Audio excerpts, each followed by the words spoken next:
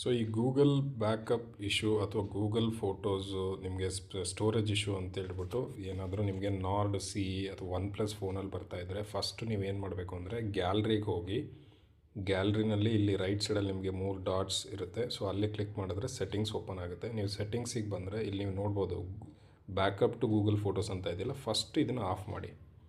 So ನೀವು first ಇದನ್ನು of ಮಾಡಿದ್ರೆ ನಿಮಗೆ ಇಮಿಡಿಯೇಟ್ ಆ ಇಶ್ಯೂ ಹೊರಟೋಗುತ್ತೆ. ಆ ಇಶ್ಯೂ ನಿಮಗೆ ಶೋ ಆಗೋದಿಲ್ಲ.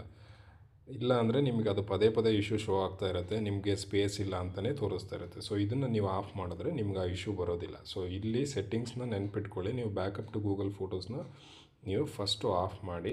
ಸೊ ನಿಮಗೆ ಗೂಗಲ್ಗೆ ಅಥವಾ ಈಗಿರೋ ಇಮೇಲ್ ಐ ಡಿನಲ್ಲಿ ಸ್ಟೋರೇಜ್ ಫುಲ್ ಆಗಿದೆ ಅಂದರೆ 15 GB ಅಷ್ಟೇ ನಿಮಗೆ ಸ್ಟೋರೇಜ್ ಸಿಕ್ಕಿರುತ್ತೆ. ಸೊ ಅದಕ್ಕಿಂತ ಜಾಸ್ತಿ ನಿಮ್ಮ ಫೋನ್ನಲ್ಲಿ ಫೋಟೋಸು ವೀಡಿಯೋಸ್ ಇದ್ದು ನೀವು ಬ್ಯಾಕಪ್ ಮಾಡ್ಕೋಬೇಕು ಅಂತಂದರೆ ಬೇರೆ ಒಂದು ಇಮೇಲ್ ಐ ಡಿನ ಕ್ರಿಯೇಟ್ ಮಾಡಿಬಿಟ್ಟು ಅದನ್ನು ನೀವು ಇಲ್ಲಿ ಅಪ್ಡೇಟ್ ಮಾಡಿ ಬ್ಯಾಕಪ್ ಮಾಡ್ಕೋಬೋದು. ಅಥವಾ ಅದಕ್ಕೋಸ್ಕರನೇ ಒಂದು ಇಮೇಲ್ ಐ ಡಿನ ಸಪ್ರೇಟಾಗಿ ಮಾಡಿಟ್ಕೊಂಡ್ರೆ ಒಳ್ಳೆಯದು. ಸೊ ನಿಮ್ಮ ಡೇಟಾ ಬ್ಯಾಕಪ್ ಆಗಿರುತ್ತೆ, ಸೇವ್ ಆಗಿರುತ್ತೆ. ಅಥವಾ ನೀವು ಕ್ಲೌಡ್ ಸ್ಟೋರೇಜನ್ನ ಬೈ ಮಾಡ್ಬೋದು.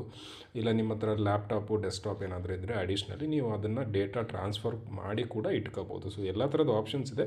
ಬಟ್ ನಿಮ್ಗೆ ಇನಿಷಿಯಲಿ ಅಂದರೆ ಹೊಸ್ದಾಗಿ ಮೊಬೈಲ್ ತೊಗೊಂಡಾಗ ನಮ್ಗೆ ಅದೊಂದು ಕಿರಿಕಿರಿ ಅನಿಸುತ್ತೆ. ಯಾಕಂದರೆ ನಮ್ಗೆ ಅದ್ರ ಬಗ್ಗೆ ಅಷ್ಟು ಗೊತ್ತಿರೋದಿಲ್ಲ. ಯಾಕೆ ನಮಗಿದು ಪದೇ ಪದೇ ಸ್ಟೋರೇಜ್ ಇಶ್ಯೂ ಅಂತ ಬರ್ತಾಯಿದೆ, ಯಾಕೆ ಸ್ಪೇಸ್ ಇಶ್ಯೂ ಬರ್ತಾಯಿದೆ ಅಂತಂತೇಳಿ ನಮಗೆ ಗೊತ್ತಾಗೋದಿಲ್ಲ. ಸೊ ಹಾಗಾಗಿ ಇದು ಒಂದು ಸೆಟ್ಟಿಂಗ್ಸ್ನ ನೀವು ಮರೀದೇ ಮಾಡ್ಕೋಬೇಕಾಗುತ್ತೆ. ಗ್ಯಾಲ್ರಿಗೆ ಹೋಗಿ ಸೆಟ್ಟಿಂಗ್ಸಿಗೆ ಹೋಗಿ ಬ್ಯಾಕಪ್ ಟು ಗೂಗಲ್ ಫೋಟೋಸ್ನ ಆಫ್ ಮಾಡಿದ್ರೆ ಪ್ರಾಬ್ಲಮ್ ಸಾಲ್ವ್ ಆಗುತ್ತೆ. Thank you.